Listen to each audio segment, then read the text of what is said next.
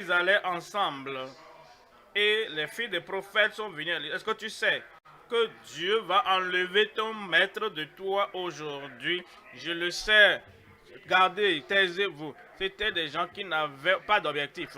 Ils connaissaient qu'Élie allait. Ils savaient qu'il sera enlevé de la terre. Et depuis le temps d'Enoch, cela n'a jamais eu lieu. Ils savaient que c'était l'homme prochain à partir. Ils ont vu la vision, mais ils n'avaient pas la perception. Il y a des gens qui ont des yeux pour voir. Ils voient des visions, ils voient ceci, ils voient cela, mais ils ne voient pas la réalité. Ils ne voient pas qu'est-ce qu'il y a dedans pour moi. Élie va partir aujourd'hui. Je vois Élie maintenant. Je peux le toucher. Je peux interagir avec lui. Bientôt, les chars vont la lever. Qu'est-ce que je vais gagner dedans? Voilà pourquoi gardez votre paix. J'ai un objectif, j'ai un but, j'ai un rêve, j'ai un désir. Ça, ce n'est pas le moment de parler. Je veux dépasser les limites de cet homme de Dieu. Et je veux dépasser les limites de ma vie passée. Par conséquent, ils sont allés ensemble. Élisée reste ici. Dieu m'envoie à Gilgal. Ce n'est pas un homme qui reste derrière. Oh, pour observer une personne qui va regarder. Oh, qu'est-ce qui se passe?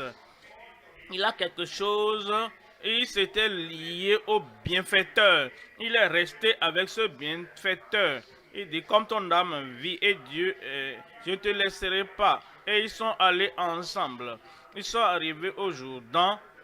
Et Élie a pris son manteau. Il observait. Parce que ce que tu vois, c'est ce que tu obtiens. Ce que tu obtiens détermine ce que tu fais.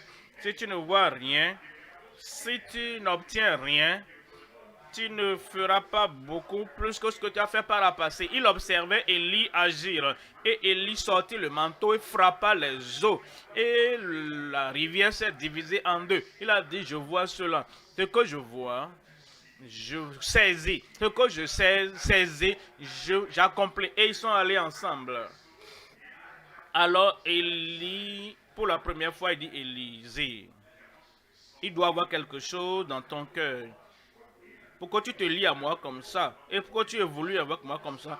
Tu as quelque chose. Que veux-tu? Il pouvait demander beaucoup d'autres choses.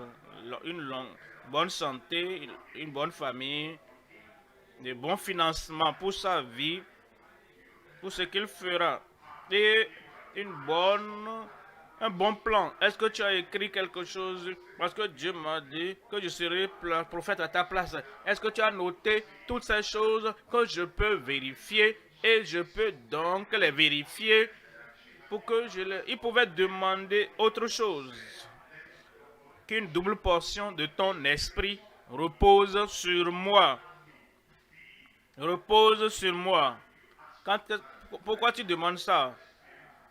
Si l'esprit est là, les provisions sont là. Si l'esprit est là, la puissance sera là. Si l'esprit est là, tout ce dont j'ai besoin pour la vie et le ministère seront là. Ainsi donc, au lieu de demander 1, 2, 3, 4, 5, 10, 20, 30 et 100, je demande cette seule chose qui pourra donc me permettre d'avoir le reste dans ma vie. Nous devons avoir cette perception, cette vision. Nous devons avoir la vue de ce que le Seigneur veut réaliser à travers nous. Donc, premièrement, les bénédictions du bénéficiaire. Élisée avait un ministère qui a dépassé les limites.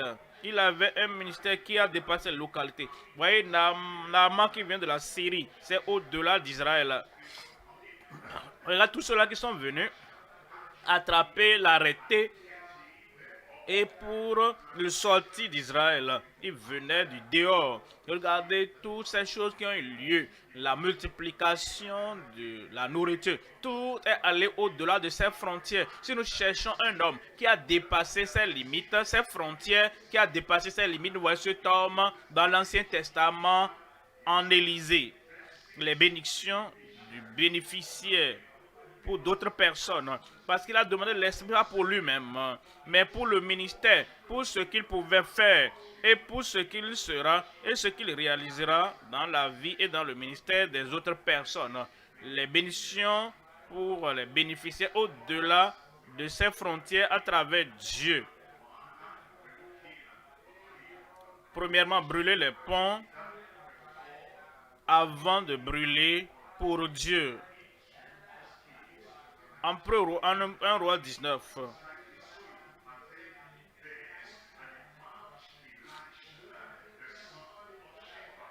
Un roi 19.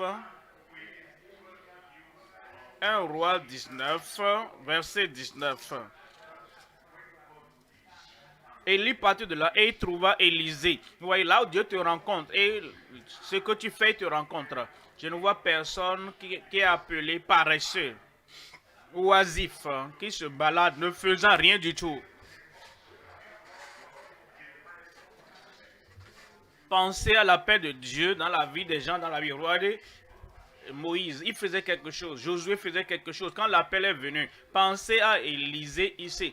Il labourait quand l'appel lui est parvenu. Pensez à Pierre, il pêchait quand l'appel lui est parvenu. Pensez à Jean et Jacques, il pêchait quand l'appel est venu. Pensez à Matthieu, il était donc au lieu de péage quand Dieu l'a appelé. Ceux qui ont reçu l'appel de Dieu, les talents naturels que Dieu leur avait donnés, ils utilisaient ces talents naturels. Maintenant, le rôle spirituel, la partie spirituelle est venue. Il y a des gens qui attendent dans l'oisiveté. Pourquoi est-ce que tu ne fais rien? Oh, j'attends l'appel de Dieu. Ça ne vient pas de cette manière. Ah, pourquoi tu es oisif? Pourquoi tu es là? Tu te balades seulement. Tu te réveilles le matin. Et ce que tu peux faire, c'est aller là-bas, aller ici. Et tu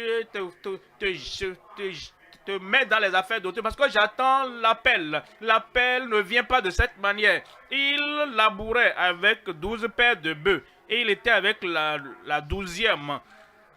Élisée s'approcha de lui et il jeta sur lui son manteau. Maintenant, quand nous avons l'appel de Dieu, nous devons avoir l'interprétation. Si nous n'avons pas l'interprétation, nous n'allons jamais comprendre l'appel. Nous n'allons pas savoir que l'appel est venu. Est-ce que mon frère, Dieu t'a jamais appelé? J'attends, hein. Ah, je veux entendre sa voix du ciel, comme Paul a entendu la voix. Il a dit, qui es-tu, Seigneur? Il a dit, je suis Jésus. Ça ne vient toujours pas de cette même manière. Comme Élie passait, il n'a rien dit à Élisée. Élisée, n'est-ce pas ton nom? Oui, monsieur, c'est comme moi, Élisée. Ah, j'ai une parole de connaissance. Comment j'aurais savoir que tu es Élisée? Et tu sais quelque chose? Dieu m'a dit de venir à toi, hein, et de t'oindre. Alors, si tu cherches l'onction d'une bouteille d'huile, tu vas rater l'onction. Oins-le pour être prophète à ta place, pour te remplacer. Élie n'avait pas une bouteille d'onction pour dire Élisée viens ici et verser l'huile sur lui. C'était différent. En réalité, il n'a même rien dit. Il passait seulement et comme il passait, Dieu a dit voici l'homme et tu es l'homme et c'est toi la femme. Il jeta le manteau sur lui. Aucune voix, mais il y a l'action. Parfois, vous savez, les actions parlent plus fort que les paroles. Et dans le cas d'Élie à Élisée, les actions ont eu un grand effet. Le premier jour qu'ils se sont rencontrés, c'était le manteau. Jusqu'à la fin de l'histoire entre Élie et Élisée, si tu me vois, ce sera à toi. Ensuite, les chars sont venus. Il a dit, mon père, les chars d'Israël. Une fois encore, pas de voix, mais le manteau est tombé. Le premier jour, c'était le manteau. Et le dernier jour, c'était le manteau. Et notre homme Élisée a compris l'histoire. C'est pour moi. Il n'y avait pas de déclaration, il n'y avait pas d'imposition des mains, il n'y avait pas d'onction d'huile. C'est ce que je demandais. Et il a pris le manteau. Et il doit tester le manteau. Il est allé au Jourdain. Il a dit, où est le Dieu d'Élie? Élie est parti, mais Son Dieu est toujours là. Les chars sont partis, mais le Dieu d'Élie est toujours là. Et il roula le manteau et d'abord, il a ôté son manteau à lui. N'est-ce pas ce qu'il a fait à la première rencontre? Il a brûlé ses jougs de bœuf. Il a dit, je brûle le pont derrière moi.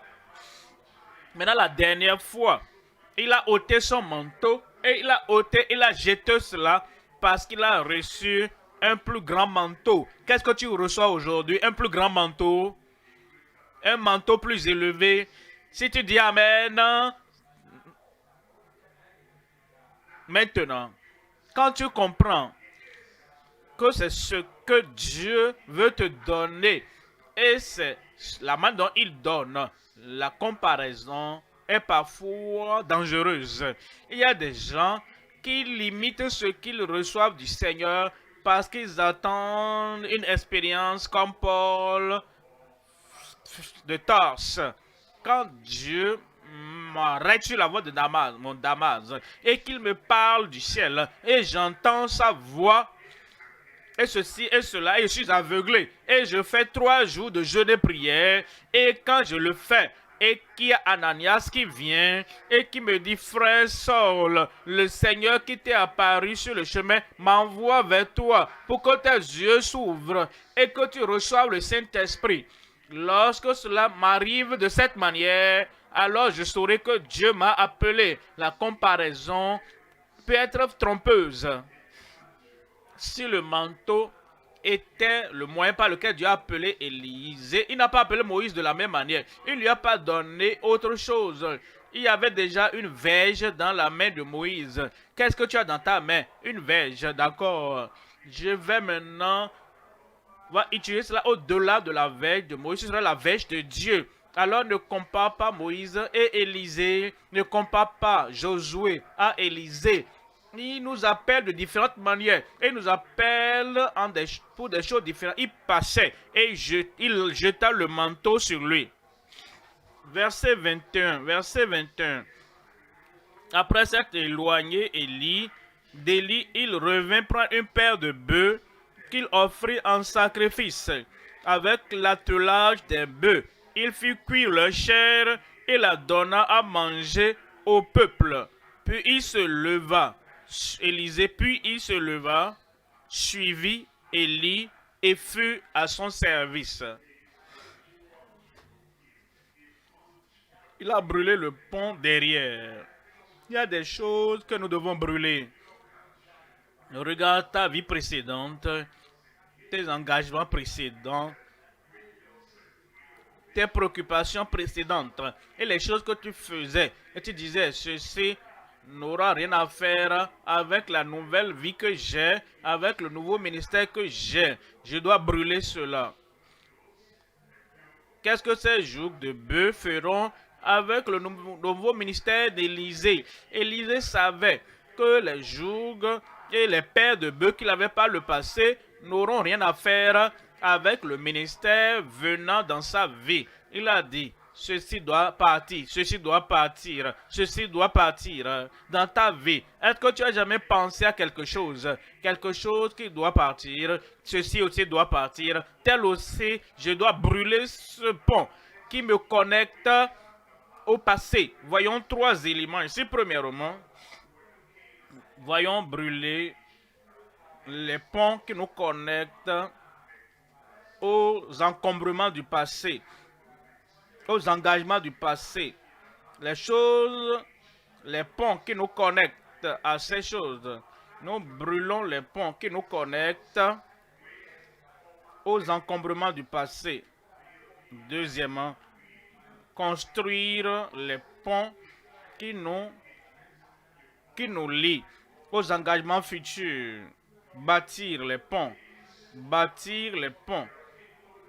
qui nous lient aux engagements. Donc, il y a des gens qui disent, je ne fais pas ça, je ne touche pas ça, je ne bois pas ceci, je ne fume pas ceci.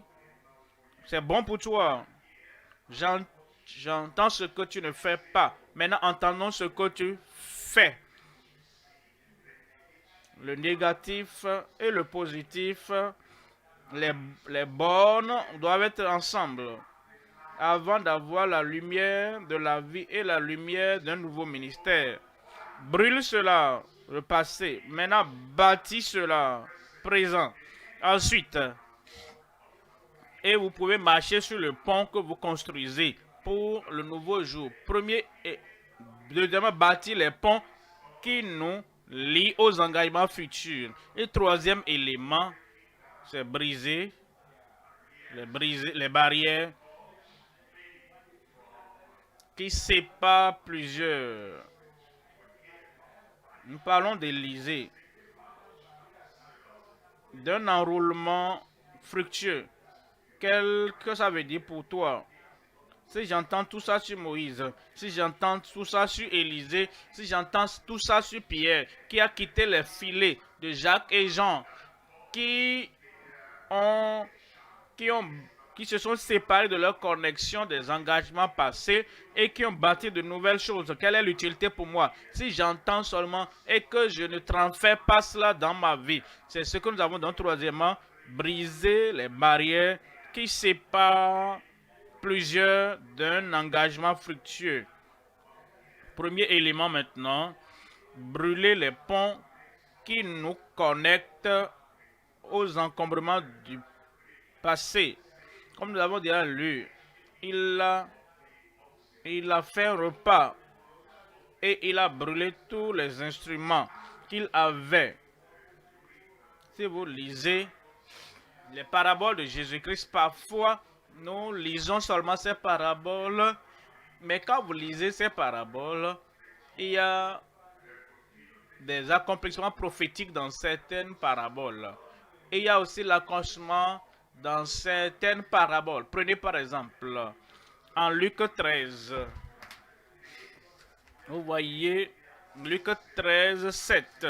Alors il dit aux vignerons, voilà 3 ans que je viens chercher du fruit à ce figuier et je n'en trouve point. Je viens chercher du fruit, mais je n'en trouve point. Coupe-le. Pourquoi occupe-t-il la terre inutilement?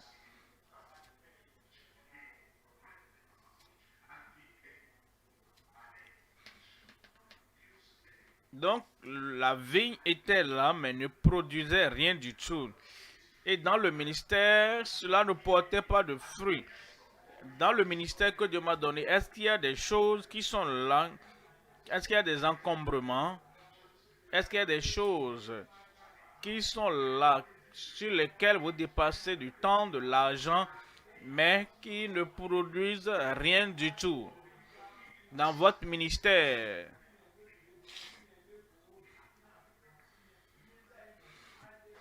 Et qui ne sont pas utiles pour toi et pour les autres.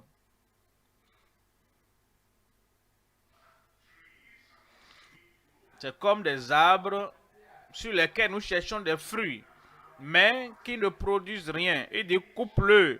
Pourquoi occupe-t-il la terre inutilement? Est-ce qu'il y a un tel domaine de ma vie, de mon ministère, et les choses après lesquelles je cours, les choses dans lesquelles je m'engage, et je dis, est-ce que cela porte de fruits? Est-ce que telle autre chose apporte de l'addition? Est-ce que cela apporte la multiplication dans l'utilisation des talents et des dons que Dieu m'a donnés? Je vérifie l'année précédente et je vérifie cette année et je vérifie depuis 3 ans, 5 ans, 10 ans et je vois même que je nourris cet arbre et cet engagement et cet aspect de ma vie. Ça ne porte pas de fruits. Dieu dit, découpe-le.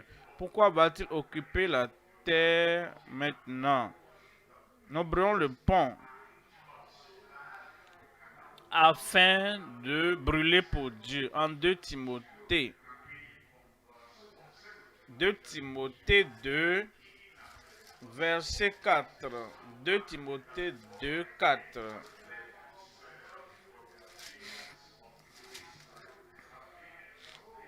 Il n'est pas de soldat qui s'embarrasse des affaires de la vie. Les affaires deviennent des encombrements. Tu n'expérimentes pas, je vais te le dire. Et comme une corde qui lie tes deux mains et les maintiennent attachées. Et tu n'arrives pas à couper la corde de toi-même. Les affaires du monde, les engagements de cette vie, qui ne sont même pas nécessaires ni pécheurs, qui sont seulement des encombrements, et t'amènent à avoir ta pensée, ton cœur, tout attaché. C'est comme si le semeur est allé semer et certains tombaient parmi les épines. Les épines les ont donc étouffés.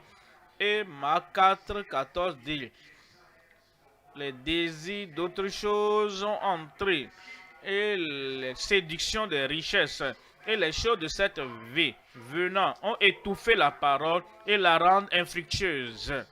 Ce sont donc les encombrements, ce sont les choses qui empêchent, qui personne qui se met dans les choses de ce monde. Il n'est pas de soldat qui s'embarrasse des affaires de la vie s'il veut plaire à celui qui l'a enrôlé. Ce qui lui plaît, celui qui nous a choisi comme soldat, ce n'est pas quand tu viens devant le Seigneur que tu souris, non. Pour un soldat, cela ne plaît pas au capitaine qui l'a mis sur le champ de bataille et dit, voici pourquoi tu es dans l'armée. Nous devons savoir pourquoi nous sommes dans l'armée du Seigneur. Ce n'est pas ce qui plaît au capitaine, c'est que tu bâtis un corps et tu es fort. Ça peut te préparer pour ce que tu dois faire, mais ce n'est pas la fin de l'histoire. Alors découvrons ce qui plaît à celui qui est mort pour le monde entier. Qu'est-ce qui plaît à celui qui a donné sa vie pour que chacun soit sauvé? Est-ce que je fais cela? Est-ce que je suis dans ce ministère? Est-ce que je plais au Seigneur qui sort les pécheurs de leur fosse, de leur mal, et qui vient au Seigneur? Qu'est-ce qui plaît au maître? Que j'ai 50 personnes dans mon assemblée et les 50 sont tous là. Il dit, j'ai d'autres brebis qui ne sont pas de cette bergerie. Il faut que je les amène. Si je me concentre seulement sur les 50 et parfois je les fais bouger, et toi reste devant, assis en tête derrière, et on réarrange seulement, il n'y a pas de croissance là-bas. Et les autres brebis ne viennent pas, vérifie dans ta vie. Qu'est-ce qui plaît au maître?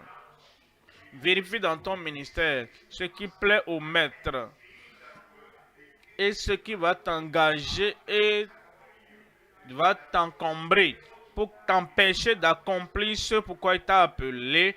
Tu dois brûler le pont devant ou derrière toi. Verset 5. Et l'athlète n'est pas couronné s'il n'a pas combattu suivant les règles. Suivant les règles. Quand on dit suivant les règles, les athlètes le font beaucoup. Les athlètes qui se préparent aux Jeux olympiques de ces temps, au temps de l'apôtre Paul, il y avait une manière de se bâtir, il y avait une manière de pratiquer à tout moment.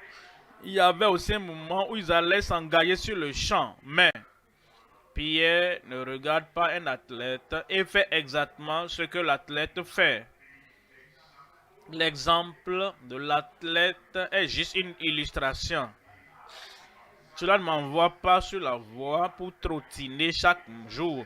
Cela ne m'envoie pas pour aller faire la même chose aux Jeux olympiques. Comme ils sont fidèles dans ce qu'ils font, qu'est-ce que je suis censé faire? Comment est-ce que je suis censé me préparer? Comment je suis censé m'équiper? Parce que si un homme ne combat pas selon les règles, dans l'appel que Dieu l'a lancé, il n'est pas couronné s'il n'a pas combattu suivant les règles. Deuxième élément, après avoir brûlé les ponts derrière, nous devons bâtir les ponts qui nous lient ou qui nous projettent aux engagements futurs, qui nous projettent avant de bâtir les ponts, construire les ponts. Nous devons regarder tel aspect du chemin. Regardez la rivière qui nous empêche de traverser la rivière pour passer à l'autre côté. On ne construit pas seulement les ponts sans regarder quel est le passé, quel est le présent, quels sont les obstacles qui m'empêchent d'arriver aux engagements futurs. Quels sont les engagements du futur? Quels sont les rêves? Quelle est la vision? Quelle est la passion? Et qu'est-ce que j'ai de l'autre côté? De l'autre côté, maintenant je sais le pont qu'il faut construire. Parce que vous savez, si vous construisez un pont, et le pont, après avoir dépensé toutes vos ressources et tout ce que vous avez, et vous finissez de construire le pont, et vous traversez de l'autre côté du pont, et c'est une terre stérile. Ce n'est pas ce que vous voulez, ce n'est pas ce que vous espérez. Maintenant, j'ai construit le pont. Maintenant, avant de passer du temps et des efforts et dépenser tout ce que vous avez à construire le pont, regardez les engagements futurs où vous allez. Et c'est ce que ces gens-là, ceux qui ont reçu l'appel, ils savaient où ils allaient. Et parce qu'ils savaient où ils allaient, ils connaissaient l'avenir, les engagements futurs qui les attendaient. C'est pourquoi ils savaient quoi brûler et ils savaient quoi construire afin de pouvoir traverser. Je prie que tu sois un bâtisseur sage, un sage architecte, et tu pourras dire gloire à Dieu. Là où je suis aujourd'hui, c'est à cause des ponts que j'ai construits avant aujourd'hui. Et tu vas bâtir. Et les ponts vont te porter et t'amener là où tu dois aller. Maintenant, quand les bâtisseurs construisent des ponts, ils regardent le type de camions lourds qui pourront passer sur le pont. C'est pourquoi les ponts sont différents. Les ponts sur ce ruisseau est différent du pont qui est sur sur ce fleuve, est différent du pont sur l'océan.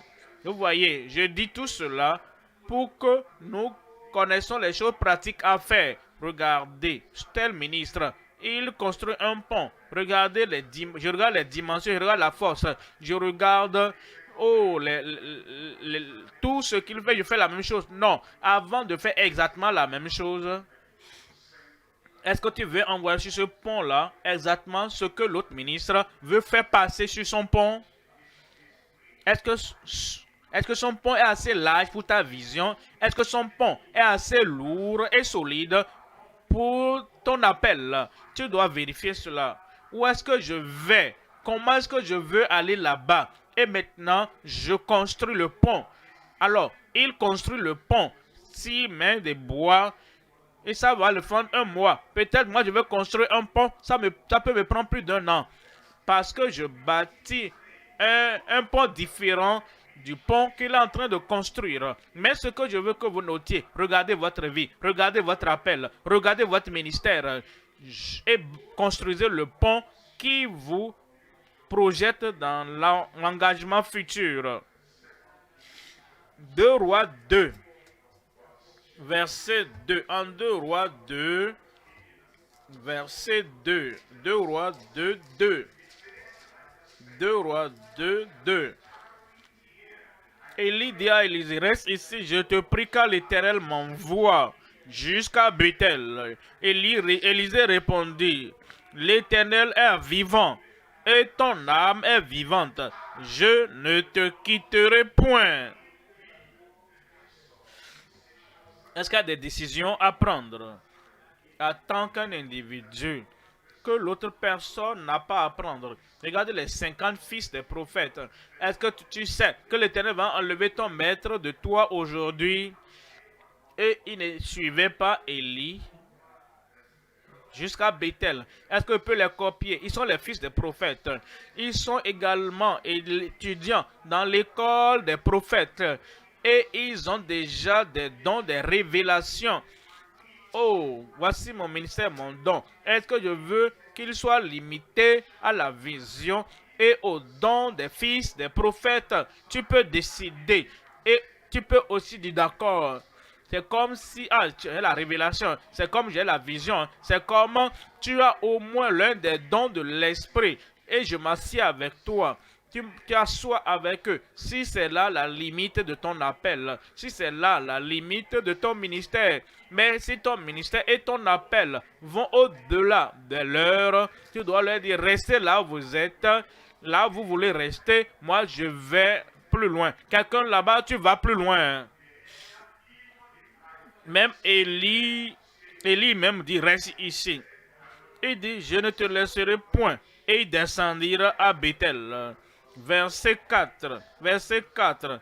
Élie lui dit, Élisée, reste ici, je te prie, car l'Éternel m'envoie à Jéricho. Il répondit, l'Éternel est vivant, et ton âme est vivante. Je ne te quitterai point. C'est facile de dire la même chose. Quand vous êtes affronté aux mêmes défis, les mêmes défis, reste ici, je ne te quitterai point. Et ils passèrent Bethel. Et ils voulaient maintenant aller à Jéricho, reste ici. Le même défi, la même réponse. Il n'y a rien de mauvais à dire la même chose parce que lui-même disait la même chose, reste ici.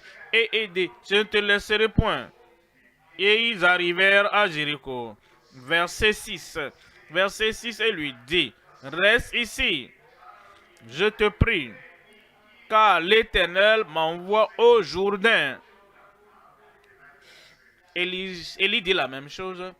Est-ce que tu seras confronté par des gens qui ont de bons cœurs, qui ont de bonnes intentions, ils ne te veulent pas du mal et ils te disent la même chose? Oh, ça c'est trop pour moi, c'est bon pour moi. J'ai une constitution différente, j'ai un appel différent, je veux aller là-bas. Toi, reste ici, tu peux entendre la même chose. Ce que tu entends, ce n'est pas ce qui te décourage, c'est ce que tu interprètes de ce que tu as entendu qui te décourage. Il m'a découragé, non, il ne t'a pas découragé. Il a dit quelque chose et ses paroles m'ont découragé, non. Les paroles ne t'ont pas découragé. C'est ton interprétation, c'est soit de ta compréhension, c'est la limite de ta vision qui t'a poussé à interpréter ce qui a été dit. Et ton interprétation t'a découragé. Il n'était pas le seul. Naomi a dit, regarde ta belle-sœur, elle est repartie vers ses idoles. Toi aussi retourne et laisse-moi aller seul dans mon pays. Ruth pouvait dire, elle m'a découragé par ce qu'elle a dit. Non, c'est ton interprétation. Et Ruth a dit, ne me dis pas de te laisser. Là où tu iras, j'irai. Là où tu demeureras, je demeurerai. Que Dieu me traite dans toute sa rigueur, si autre chose que la mort vient à me séparer de toi. Et je suis sûr que vous avez eu des paroles dans votre vie, dans le ministère, dans votre famille, que vous pouvez doiter et dire, vous savez, je serai comme ci, comme ça, dans le ministère pastoral. Ni été à cause de ce que tel m'a dit. Ils ont dit que je ne pouvais pas. Ils ont dit que je serais en train de gaspiller ma vie et mon temps si on donne l'opportunité à tout le monde pour dire ce que quelqu'un leur a dit par le passé qui pouvait les amener à s'asseoir. Nous aurons plusieurs histoires à raconter, mais ce n'est pas ce qu'ils ont dit. C'est ton interprétation de ce qu'ils ont dit. Après tout, en réalité, ce que Élie a dit ne venait pas de son cœur. Comment ça sais-tu cela? Parce que Élie s'est rappelé, voici le jeune homme qui veut devenir prophète à ma place. Mais il a besoin d'être testé. Alors, je lui donne un test. Mais je ne vais pas dire Élisée, test. Reste là. Et si tu dis ça, tout le monde saura que il ne doit pas rester. Il n'a pas crié test. Il a juste sorti le test. Il y a plusieurs choses qui arrivent dans nos vies comme des tests. Mais personne nous a averti à l'avance pour dire que c'est un test, c'est un test, c'est un test. Je prie, quand ton test viendra, que tu réussisses au test. C'est ceux qui réussissent au test qui traversent. Ceux qui ne réussissent pas au test et qui ont une mauvaise interprétation, ils ne traversent jamais, ils ne gravissent jamais une montagne, ils ne traversent aucun fleuve, aucun Jourdain. Moi, je vais réussir ma test. Le problème est, les tests, parfois, n'ont pas de temps et de dates, comme nos enfants l'ont à l'école.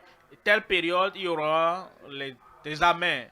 Mais pour nous, nous ne savons pas quand est-ce que ça viendra. Ça peut être ce matin, ça peut être cet après-midi, ça peut être même au seuil de la grande manifestation de la puissance que tu as jamais reçue dans ta vie.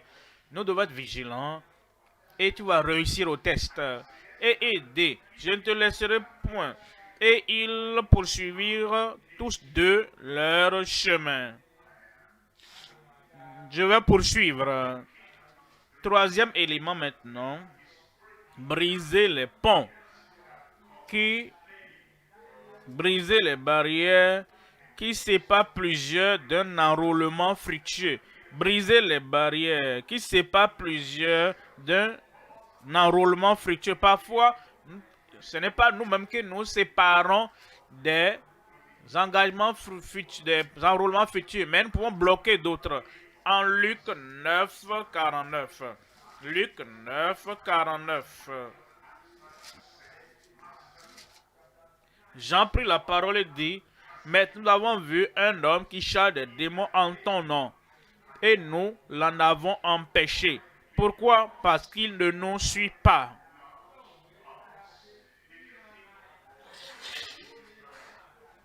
Quand tu penses à ce qu'un ministre,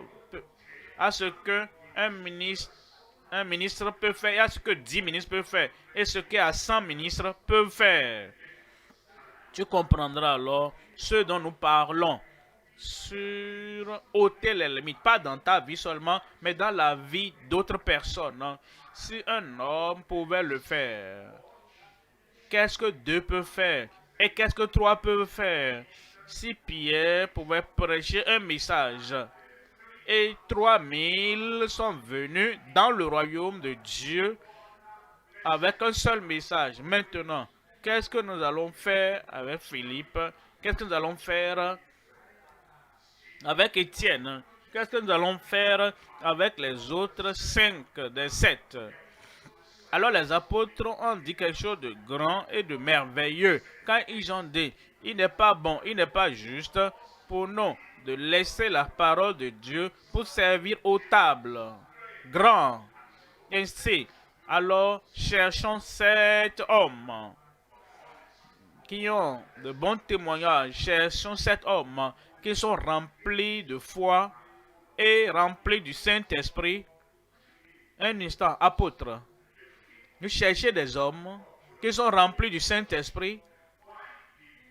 Pourquoi Dieu les a-t-il remplis du Saint-Esprit? Vous recevrez la puissance. Le Saint-Esprit survenant sur vous. Et vous serez mes témoins à Jérusalem, dans la Judée, dans la Samarie et jusqu'aux extrémités de la terre. Personne n'est rempli du Saint-Esprit pour servir aux tables. Nous pouvons ôter les limites dans notre vie personnelle, dans nos ministères personnels. Et nous mettons maintenant les limites sur le ministère d'autres personnes. Alors ils ont choisi Étienne, ils ont choisi Philippe, ils ont choisi les autres. Qu'est-ce que nous devons faire, apôtres? Nous vous imposons les mains. Non, nous n'allons pas vous imposer les mains parce que vous n'êtes pas remplis du Saint-Esprit. Vous êtes remplis du Saint-Esprit. Maintenant, nous vous imposons les mains afin que vous puissiez distribuer la nourriture dans l'assemblée locale. Alors, ils les ont choisis. Mais la persécution a révoqué ce que les apôtres avaient mis en place. Et Philippe était en Samarie. Il avait le Saint-Esprit. Et ce n'est pas ce que les apôtres ont donné comme onction ou leur imposé les mains ou établi à faire. Ce qu'on nous a choisi était passé maintenant. La persécution avait brûlé les ponts derrière. Ici maintenant, on nous dit qu'il a prêché Christ. Et on dit, toute la ville a été convertie au Seigneur, une grande joie dans la ville. Si nous ne faisons pas attention, nous allons attacher, nous allons maintenir sur place certains Philippe qui sont là, briser les barrières, qui séparent plusieurs d'un enrôlement fructueux. Toute la ville a été convertie au Seigneur.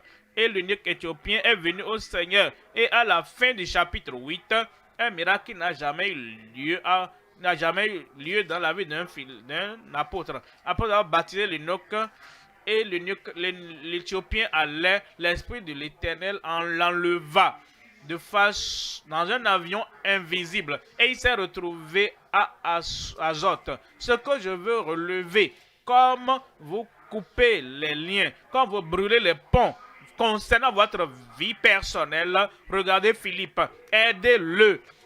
Ne le mettez pas là où ses engagements sont limités. Et il n'a plus de dons. Il n'utilise même pas ses dons en distribuant les repas. Envoyez-le là où, permettez-le de voir la vision, que voici ce qu'il peut être.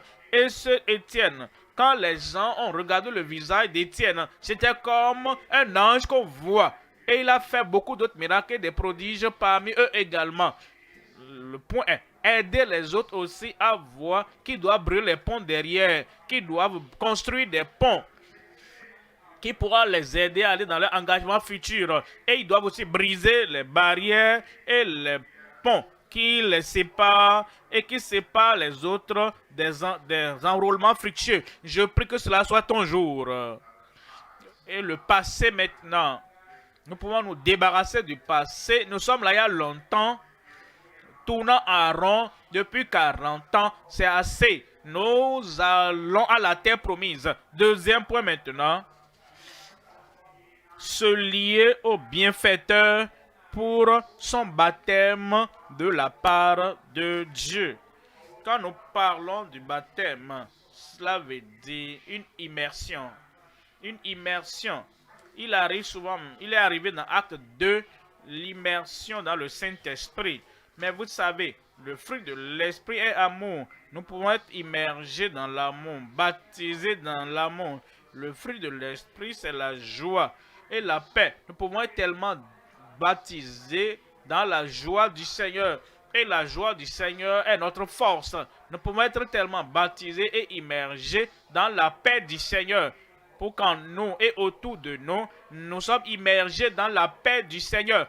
Plusieurs de ceux qui disent je suis baptisé dans le Saint-Esprit, nous disons ça c'est grand, ça c'est mon merveilleux. Pourquoi n'es-tu pas baptisé d'amour, immergé dans l'amour? Pourquoi est-ce que tu n'es pas baptisé dans la joie, immergé dans la joie? Pourquoi n'es-tu pas baptisé dans la paix?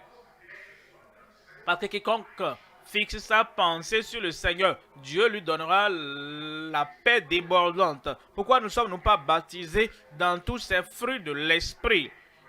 Et nous sommes en eux et ils sont en nous. Lorsque nous sommes baptisés d'eau par immersion, l'eau est dedans, l'eau est autour de nous, l'eau nous rafraîchit de l'intérieur et à l'extérieur. Le baptême dont nous parlons ici, ce n'est pas un baptême limité, le baptême de puissance, le baptême d'amour, le baptême de la paix de Dieu et le baptême dans le don et les grâces de l'Esprit de Dieu. Se lier au bienfaiteur pour son baptême de la part de Dieu. Il y a 3 éléments à considérer. Premièrement, lier ensemble, quel que soit le prix, le coût. Lier ensemble, quel que soit le coût. C'était coûteux pour Élisée de se lier à Élie. Il était un cultivateur accompli. Parce qu'il labourait avec 12 paires de bœufs. Il a laissé tout cela. Et ce que nous voyons Élisée faisant maintenant, c'est qu'il verse de l'eau sur les mains d'Élisée. Tu oublies qui tu étais. un homme professionnel, un homme accompli, un homme qui a réussi avec ses réalisations. Maintenant, ce que tu fais, c'est de verser l'eau sur les mains d'Élie. Élisée dit, ça c'est le coût de se lier à mon bienfaiteur. Il y a un prix, il y a un coût à payer en se mettant avec le bienfaiteur. Et quel que soit le coût, tu dois lier ensemble. Deuxièmement,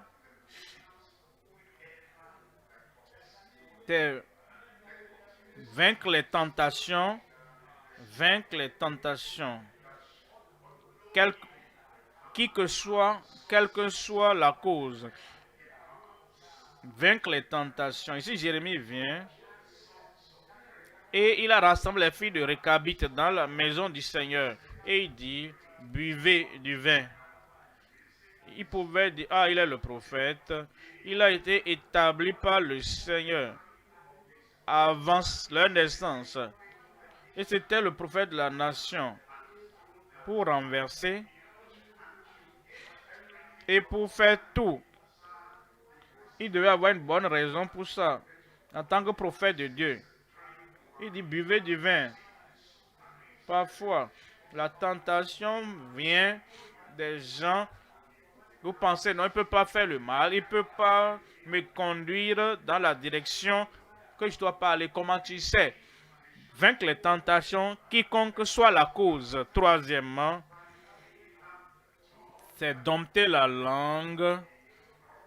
Dompter les langues. Dompter les langues.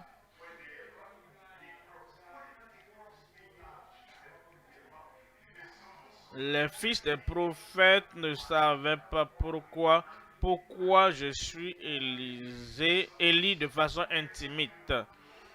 Ils ne connaissent pas la profondeur de mon appel, la profondeur de mon et la largeur. Et ils pensaient que j'étais là seulement. Alors ils utilisaient les langues. Est-ce que tu sais, en 3 endroits. Donc je dois dompter ces langues chaque fois qu'elles traversent mes intentions. Partout où je dois aller, je ne dompte pas ma langue, je dompte leur langue. Si ma langue ne me cause pas dans les problèmes, leur langue ne va pas me causer des problèmes. Donc il y a des choses à faire. Premier élément maintenant, lier ensemble, quel que soit le coût. En 2 Rois 2. Élie dit à Élisée, reste ici, je te prie, car l'Éternel m'envoie jusqu'à Bethel. Ça veut dire quoi? Toi, reste 0 vitesse. Moi, je vais avec empressement et augmentant ma vitesse. Plus il avance, moi, je reste sur place. Plus le fossé entre nous sera grand. Maintenant, je n'ai jamais dit non avant Élie, mais je dois te dire non maintenant. Ça, c'est le coup. Comment il peut regarder le visage d'Élie et lui dire non?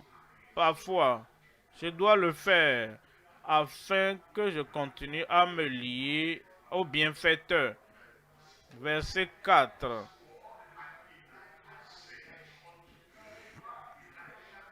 Élie lui dit, Élisée, reste ici, je te prie, car l'Éternel m'envoie à Jéricho. Et il a dit, c'est le prix à payer. Quand tu es fatigué, tu n'as pas dit, je suis fatigué. Même si tu es fatigué d'écouter la même chose, tu ne dis pas ça. Tu as l'air excité, comme s'il y a quelque chose en toi. Et tu ne veux pas donner l'idée pour dire, ah, tu étais fatigué. Après tout, tu es épuisé. Depuis que nous sommes venus et nous sommes dans ce voyage-là, tu n'as rien mangé depuis. Tu ne veux même pas donner à Élisée type de compréhension. Ça, c'est une décision de ta volonté. De ta volonté. Ce n'est pas l'émotion, ce n'est pas tes sentiments, ce n'est pas que tu te sens excité, ce n'est pas une révélation. Nous avons assez de révélations, non. Le Seigneur va l'enlever et il va me laisser derrière. Si je ne rentre pas dans ce char qu'Élie va prendre, il y aura une raison céleste, une raison divine pourquoi laquelle je suis laissé derrière. Si je ne suis pas mort, si je suis encore vivant, si je respire encore, il doit y avoir une raison divine pour laquelle je respire en ce moment. Connais la raison de ta vie. Connais la raison pour laquelle Élie est parti et toi tu es resté. Connais la raison pour la personne qui t'a amené dans l'évangile. Il est peut-être mort à 53 ans et à 64, 70 ans, tu es encore vivant. Il faut connaître la raison pour laquelle tu es encore sur la terre. Et dis, je ne te laisserai point. Élisée, c'est une question de volonté. Et ma volonté ne tremble pas.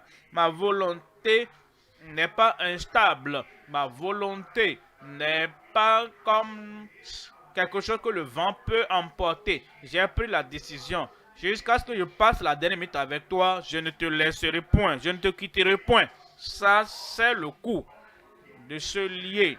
Il dit, je ne te quitterai point. Il arrivait à Jéricho, verset 6. Verset 6, Élie lui dit, reste ici. Je te prie car l'Éternel m'envoie au Jourdain. Maintenant, Jourdain, ça c'est un fleuve. Et depuis que je connais Élie, il n'a jamais divisé un fleuve pour que quelqu'un traverse. Il n'a jamais même montré un miracle similaire de Moïse. Si nous allons cette décision-là, je te quitterai point là, et ma décision m'amène au Jourdain. Qu'est-ce que je vais faire? Ne t'en fais pas. Traverse le pont quand tu arriveras. J'ai dit, tu vas traverser le pont quand tu arriveras là-bas. Le fleuve, difficile à traverser, ne t'en fais pas. Arrive là-bas d'abord. Le fleuve. Et quand le Jourdain déborde, oh, il balaie tout. Sur son chemin, ne t'en fais pas. Arrive là-bas d'abord. Vous voyez, parfois, nous mourons nous mourons 1000 fois avant de mourir. Nous créons ceci. Qu'est-ce qui va arriver après que l'île sera parti? Ah, parce que on m'a dit qu'il y a 3 différents. L'Éternel va m'enlever ton maître à 3 reprises. Et arriver aussi de l'autre côté du Jourdain. Comment est-ce que je vais revenir? Ne t'en fais pas pour le retour. L'Éternel t'amènera là où ton ministère se trouve. Ainsi donc, il a dit, comme l'Éternel est vivant et que ton âme est vivante, je ne te quitterai point. Et ils poursuivirent. Vous et moi, nous allons poursuivre. Il dit, vous et moi, nous allons poursuivre. Et ils poursuivirent, tous deux. Vous voyez le secret est le secret de la persévérance. C'est le secret d'évoluer et d'évoluer et d'évoluer. Et vous savez, nous ne corrigeons pas nos feuilles comme nos professeurs corrigeaient nos feuilles. 1, 2, 3. Ah, j'ai 2, 2, 3. Oh, 66%. Ils ont dit que j'ai du crédit. Maintenant, oh, j'ai un bon diplôme. Non, ça ne marche pas comme ça dans le spirituel. Parce que vous avez traversé à Bethel 1 sur 3. Ensuite, vous allez venir à Jéricho 2 sur 3. Maintenant, je vais au Jourdain. J'ai 2 sur 3. Alors, 66%. Oh, j'ai réussi, non? Dans le spirituel, tu as échoué. Dans le spirituel, le manteau n'est pas encore venu. Dans le spirituel, l'appel dans le ministère et l'appel pour le ministère n'est pas affirmé et confirmé parce que nous avons 2 sur 3. Nous devons aller de l'avant. Et tu dois poursuivre. Je vais poursuivre. Et c'est assez bon. La force qui m'a amené à Bethel, cette même force va m'amener à Jéricho. Et c'est la bonne nouvelle, la force qui m'a amené à Bethel et à Jéricho, cette force va m'amener au Jourdain. Bonne nouvelle, le manteau que j'ai maintenant, Élie avait le manteau. Il ne m'a même pas permis de toucher ce manteau-là. Il a roulé seulement et il a frappé le Jourdain. Mais j'ai vu ce manteau-là. Et il l'utilise maintenant en ma faveur. Et moi, je vais l'utiliser en quelques heures en faveur d'autres personnes. Le manteau que tu vois est le manteau que tu reçois. Le manteau que tu reçois, c'est le manteau qui agit, qui travaille pour toi. Le manteau que tu ne reçois pas ne peut pas travailler pour toi. C'est quand tu poursuis, quand tu poursuis, quand tu poursuis. Et alors, finalement, ce manteau tombe. Il n'est pas tombé pour quelqu'un d'autre. Pensez à cela. Tous les fils des prophètes n'étaient même pas là. Si ce manteau était tombé comme ça, comme Élie est monté au ciel, c'est seulement pour une seule personne. Une personne qui a persévéré jusqu'à la fin de ce voyage et qui a pris. Quand ce manteau vient pour toi, tu sauras que c'est pour toi. Tu vas le ramasser. Et Dieu fera ce que lui seul pourra faire dans ton ministère au nom de Jésus. Voyons le deuxième élément maintenant. Vaincre les tentations, quiconque soit la cause, quelle que soit la cause, ou quelle que soit la personne qui en est la cause. 2 Rois 3. Les fils des prophètes qui étaient à Bethel sortirent vers Élisée et lui dit, sais-tu que l'Éternel enlève aujourd'hui ton maître au-dessus de ta tête? Quand une personne le fait, c'est assez fort pour renvoyer un homme. Mais quand 2 personnes, 10 personnes, quand ils le disent ensemble, c'est assez fort. Quand 50 fils de prophètes disent les mêmes choses, est-ce que tu sais? Tu agis comme si tu n'as pas la connaissance. Tu agis comme si tu ne comprends pas ce qui va arriver à Élie aujourd'hui. Il dit, vous pensez que je ne sais pas? Je le sais. Taisez-vous. Parfois, nous parlons beaucoup. Je dois les convaincre que je sais. Oh, je dois les convaincre que je ne suis pas un ignorant. Je dois les convaincre et même leur dire que je connais plus que ce qu'ils connaissent. Non. Pourquoi est-ce que tu le fais? Quand tu le fais, Élie ne va pas t'attendre. Élie va avancer. Je le sais. Alors il dit, taisez-vous. Verset 5. Verset 5. Les fils des prophètes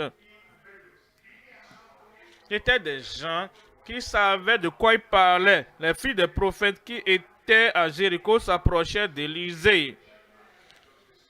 Il y avait une école des prophètes et ces étudiants étaient appelés fils des prophètes. Comme Paul se réfère à Timothée, il a dit mon fils dans la foi.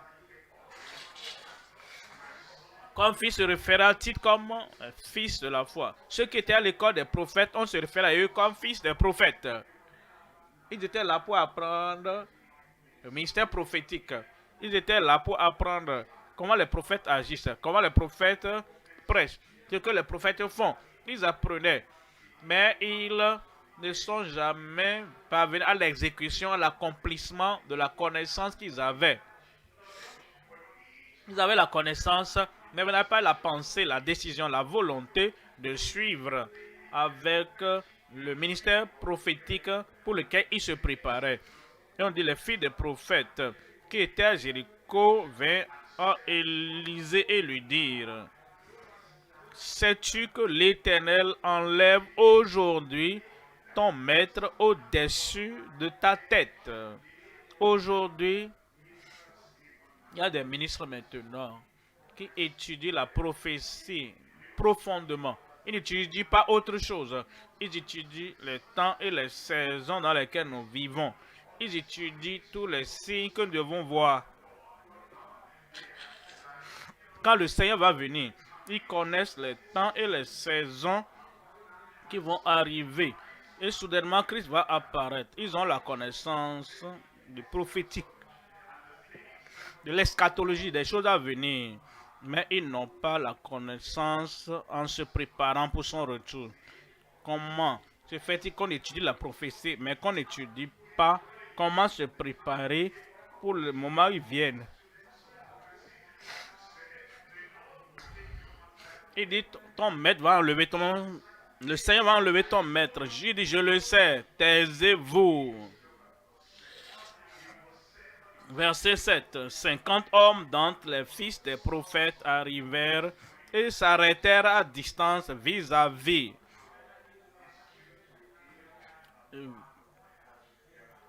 Leurs prophéties vont s'accomplir. Ce qu'ils ont dit à Élisée va s'accomplir.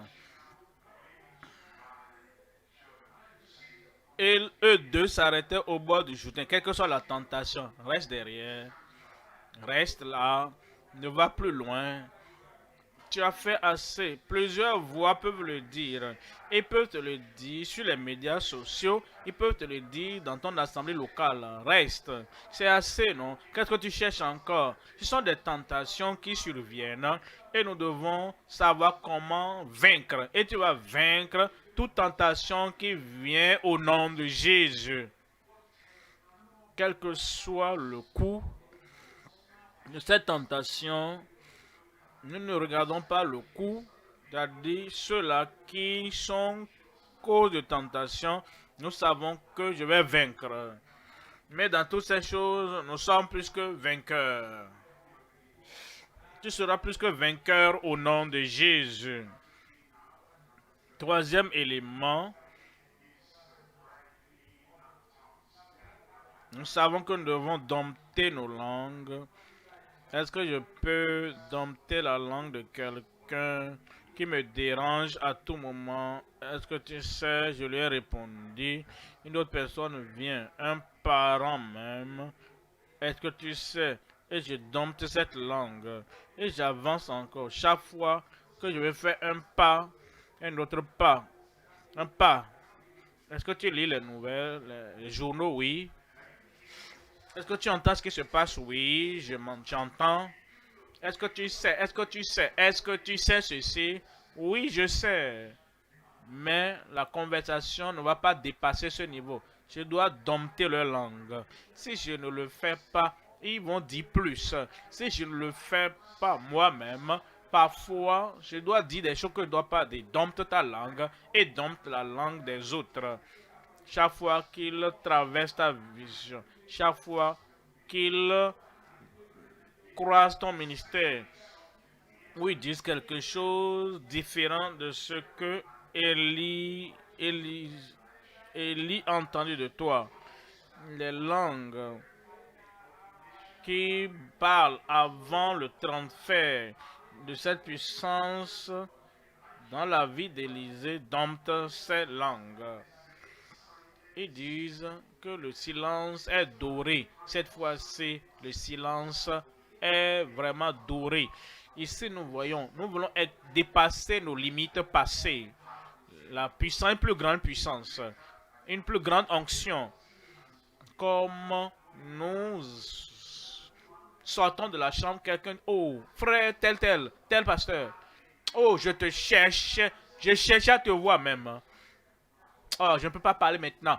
Il y a quelque chose qui brûle en moi. Je dois rentrer d'abord. Nous venons de finir la séance.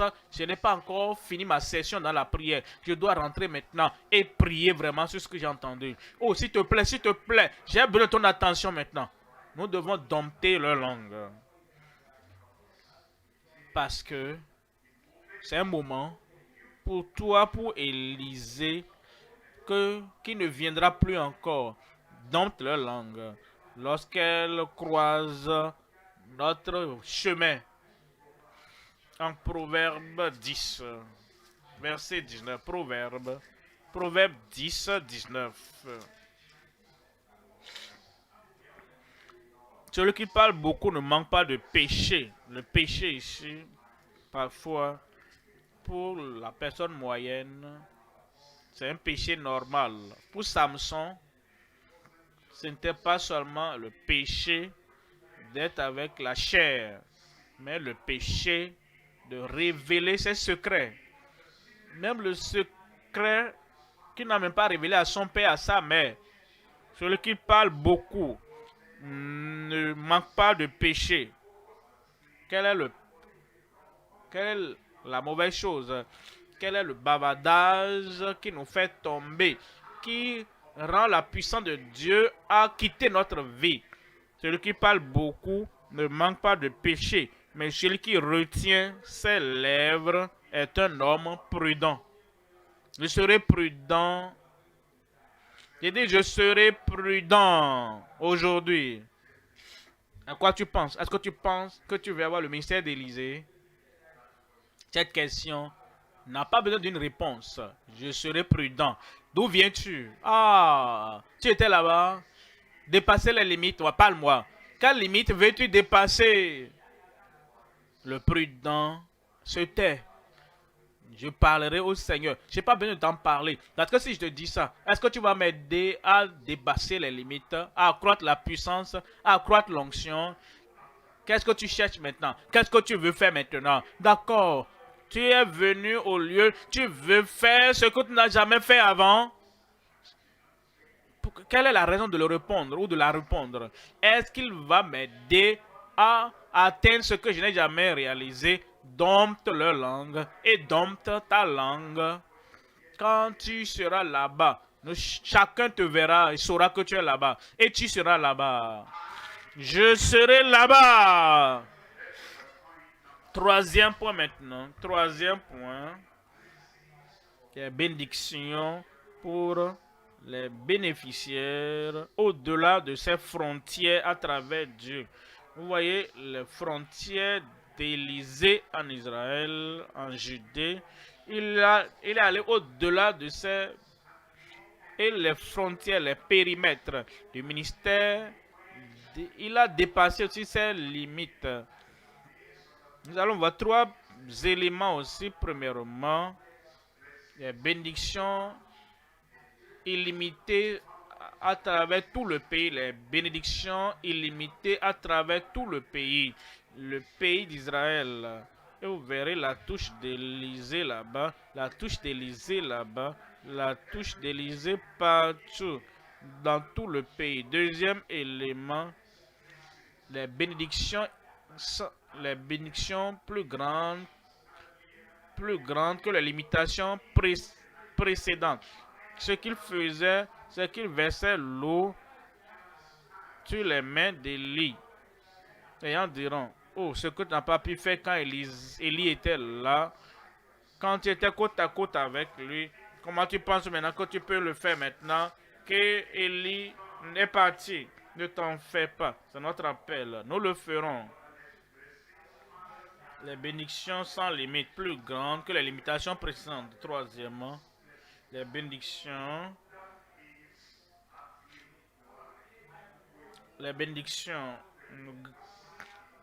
nous voyons Élysée qui avance et qui rend les eaux amères douces. Nous gardons le souffle et nous disons au roi comment la victoire va venir. Nous disons à la femme qui avait le pot et les créanciers étaient venus prendre. Qu'est-ce que tu as à la maison? Je n'ai rien d'autre. Ah, cela n'est jamais arrivé avant. Va prêter des vases vides et commence à verser. Remplis ceci, remplis cela. Il a dit à l'un des enfants, amène plus. Et il n'y en a plus. Et l'eau et l'huile, c'est ça. J'ai rempli tout cela. Qu'est-ce qu'il faut faire? Va vendre et paie toutes tes dettes. Tes dettes sont payées au nom de Jésus. Mange et nourris ta famille du reste. Nous voyons Naaman qui vient. Oh mon Seigneur. Nous irons chez le prophète. Il sera guéri de sa lèpre. Vous connaissez. Va te plonger dans le journal, ta chair reviendra. Après les délibérations, il est allé là-bas 3, 4, 5, 6 fois 7. Et la chair est revenue, la lèpre est partie. Nous voyons Gazi. D'où viens-tu? Ton serviteur n'est allé nulle part. Est-ce qu'il ne te voyait pas quand tu as couru après cet homme? Est-ce que c'est le moment d'avoir des vignes et tout cela? Mais la lèpre de Naaman vient sur toi. Et l'homme est sorti et il couvert de lèpre. Nous avons les Assyriens qui combattent les Israélites. Il était dans sa maison. Il a dit, va dire au roi. Le roi d'Assyrie te livre la guerre. Et il a échappé une deuxième fois. Le roi de Syrie a dit, ne voulez-vous me dire qui cause tout cela, qui rapporte tout ce que nous faisons comme plan, toutes les stratégies de guerre au roi de Samarie? Ils ont dit, oh, il n'y a personne, hein. Il y a un prophète là-bas, Élisée. Tout ce que tu dis, même dans ta chambre à coucher, il entend tout. Et il en parle au roi. Voyez cet homme, au-delà de ses frontières, il y avait la famine dans le pays, au point où les gens mangeaient même leurs enfants. Et le roi a dit que Dieu mettrait dans tout ça rigueur. Si la tête d'Élisée n'est pas coupée aujourd'hui, Élisée était là. Et il y avait des anciens avec lui. Il dit, voyez ce fils du meurtrier, il veut couper ma tête. Quand il viendra à la porte, saisissez-le. Et ils ont dit, comme l'Éternel vivant, demain, il y aura donc de l'abondance dans le pays.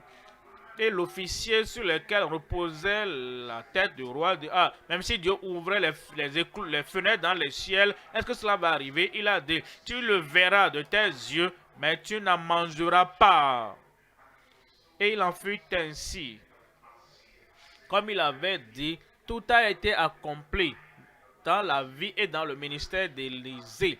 Comme tu regardes Élisée, il est allé au-delà de tout ministère qui avait été avant lui. Finalement, vous savez, puisqu'il n'est pas allé à l'enlèvement par les chars, il doit aller par la voie de tout le monde. Il est mort. Après sa mort, vous allez penser que bon, oh, il avait un grand ministère, c'était grand. Regardez tout ce qu'il a fait. Et le roi est venu vers lui. Ce dernier jour, mon père, char d'Israël, il a dit, ouvre la fenêtre et tire les flèches. Il a tiré 3 fois. Frappe à terre. Il a frappé 1, 2, 3. Il a arrêté. Et l'homme de Dieu a dit, il était en colère contre lui. Pourquoi est-ce que tu t'es arrêté 3 fois? Pourquoi tu as arrêté la prière? Tu n'avais pas arrêté la prière. Tu allais conquérir au-delà de tes limitations. Dans tous les cas, tu vas vaincre 3 fois. Et Élisée est parti. Mais son ministère n'avait pas fini. Il dit, mais son ministère n'avait pas fini. Ils l'ont enseveli. Et c'était un sépulcre ouvert. Il n'avait pas encore couvert. Et des gens amenaient un cadavre. Et quand ils venaient pour aller l'enterrer, ils ont vu une bande qui venait sans prière, sans attente et sans même demander quoi que ce soit comme miracle. Ils ont fait tomber le cadavre dans le tombeau d'Élisée. Quand le corps mort est tombé et a touché le corps d'Élisée, Élisée était là, mais l'homme a repris vie. Je pensais que tu vas donner grand-mère. Le ministère est allé au-delà de sa vie. Nous avons beaucoup parlé d'Élisée. Maintenant, nous devons parler de toi. Et nous devons parler de toi. Ton moment est venu. Que tu vas te lier à Christ, ton bienfaiteur, pour qu'il te baptise dans son amour, dans sa puissance, dans son onction. Et je sais, parce que tu es ici aujourd'hui, et tu n'es pas là seulement. Dieu a voulu que tu sois ici aujourd'hui.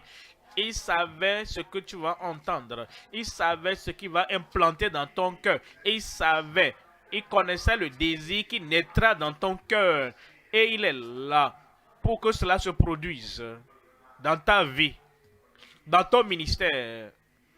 Un nouveau supérieur est venu. Une nouvelle onction est venue. Une nouvelle puissance est venue maintenant. Qu'aucune autre voix ne t'empêche. Voici le moment pour recevoir. Lève-toi maintenant et parle au Seigneur. Des bénédictions illimitées dans ton ministère. Des ministères sans limite dans ta vie. Des bénédictions qui coupent le souffle au-delà de la vie terrestre. Ouvre ta bouche et parle au Seigneur. Qu'aucune chose ne t'empêche. Qu'aucune pensée ne t'arrête. Qu'aucune idée ne t'arrête. Que ton passé ne t'arrête pas. Ton présent, ton avenir seront plus grands, plus élevés que ce que tu as jamais vu par le passé. C'est une nouvelle onction. C'est une onction fraîche. C'est une onction céleste venant sur ta vie et venant sur ta tête aujourd'hui. Quand Élisée a quitté les pères de bœufs, il n'a jamais su ce qui l'attendait. Mais comme il a suivi, comme il a continué, la puissance est venue. L'onction est venue. Le nouveau ministère est venu. Aujourd'hui, c'est ton jour. Aujourd'hui, c'est le jour réservé pour toi.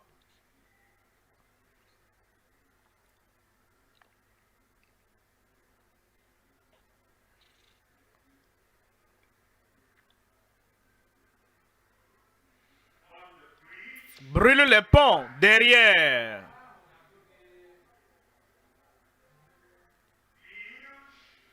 Construis les ponts qui te permettront d'aller dans les engagements futurs. Brise les barrières qui séparent les autres d'un enrôlement fructueux. Rien ne va t'empêcher. Et ne sois pas un obstacle pour toi-même. Aucune incrédulité. Il n'y a pas de bavardage. Pas de limitation dans ta vie. Pas de limitation dans ton ministère. L'avenir sera plus grand que le passé.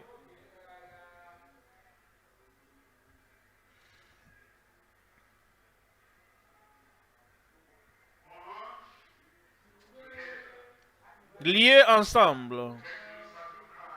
Sois plus proche de Christ. Rapproche-toi de ton bienfaiteur. Liés ensemble. Rien entre toi et Christ. Rien entre toi et celui qui baptise. Rien entre toi et ton bienfaiteur. Vains les tentations. Dans ta pensée, il faut vaincre les tentations. Tu es fatigué, n'est-ce pas? Il faut vaincre ces tentations. Tu as soif, n'est-ce pas? Il faut battre les tentations.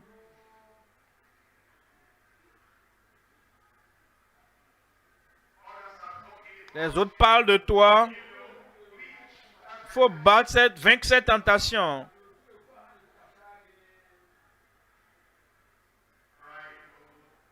Il faut dompter la langue. Ta langue, il faut la dompter.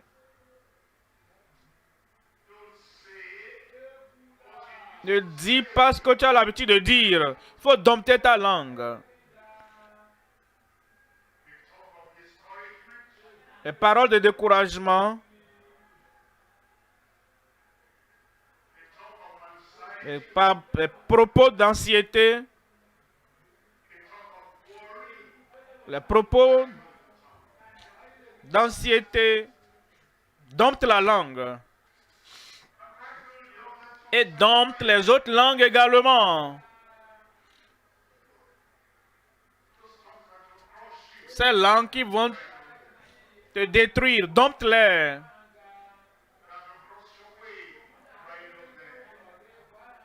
Qui vont détruire ta voix, dompte-les. Qui vont ôter ton cœur, ta passion.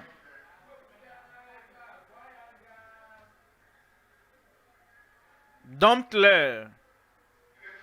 Prépare-toi pour un ministère illimité, un ministère sans limite, un ministère qui coupe le souffle. Prépare-toi. Le Seigneur est pour toi, comme tu es pour le Seigneur.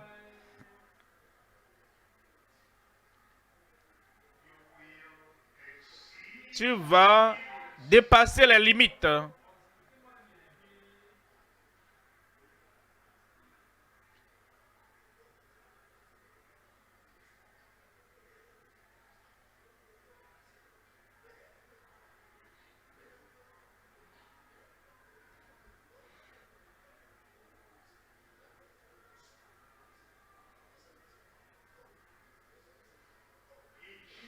Au nom de Jésus, nous prions. Amen. Est-ce que tu peux lever les mains? Est-ce que tu peux te rappeler? Quand ce manteau est tombé, Élisée n'a senti aucune émotion. Ce n'est pas ce que nous ressentons dans nos émotions. Élisée n'a entendu aucune autre voix audible. Élisée n'a vu aucune vision dépeinte sur quelque chose. Mais il a su que mon manteau est venu. Le sentiment ou pas sentiment, chaleur ou pas, ou fraîcheur, un sentiment de pleurer, un sentiment de sourire, quel que soit le sentiment, comprends, sans aucune voix audible, le manteau est venu. C'est l'action, c'est ce que tu fais. Après ce manteau qui divise le Jourdain, c'est ce que tu fais qui nous fera savoir qu'il a reçu ce miracle. Qualité, quantité, puissance, irrésistible. Père, au nom puissant de Jésus, Seigneur, nous ne sommes pas des accidents. Mon frère, ma soeur là-bas, tu n'es pas un accident. Tu es ici, en ce moment, pour un bon objectif.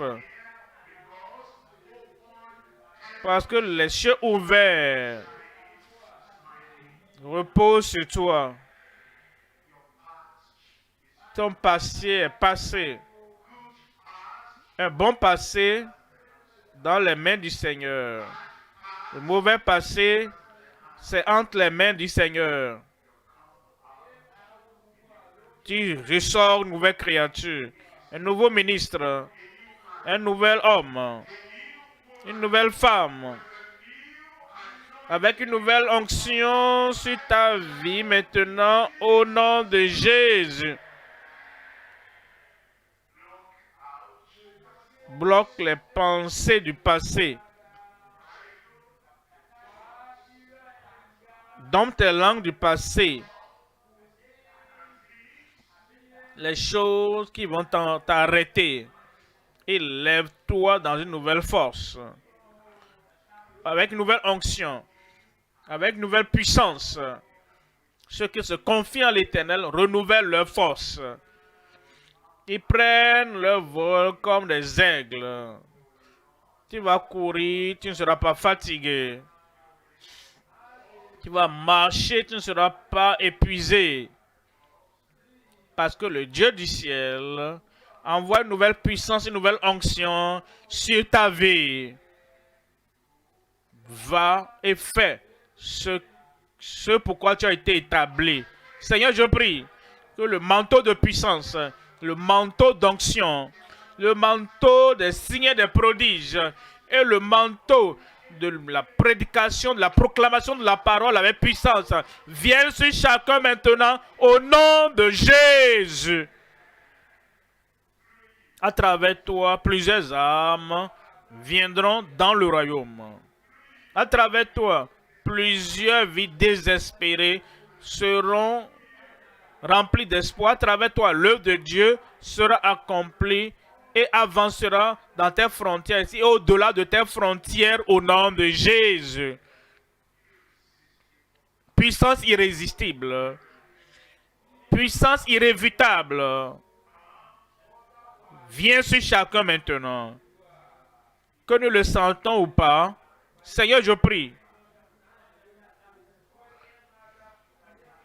pour que nous obtenions ce que tu veux. Cette foi sera dans chaque cœur maintenant. Et nous allons faire ce que tu as établi que nous fassions. Nous verrons de nouvelles choses que nous n'avons jamais vues. Nous ferons de nouvelles choses que nous n'avons jamais faites. Nous irons de nouveaux lieux où nous ne sommes jamais allés. Chaque frère, chaque soeur, confirmation dans votre vie. Démonstration dans votre vie. Seigneur, manifeste-toi au-delà de nos vies précédentes. Merci Seigneur. Au nom de Jésus, nous prions.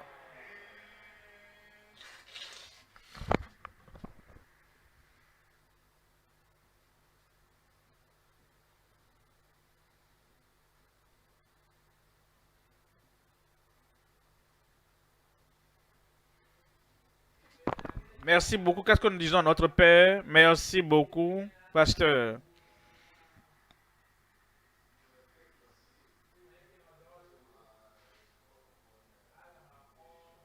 J'ai invité Bishop, le président de la communion évangélique de la Zambie, pour